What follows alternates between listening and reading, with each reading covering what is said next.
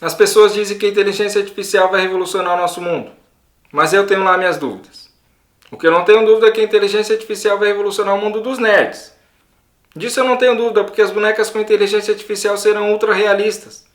Elas serão capazes de abraçar.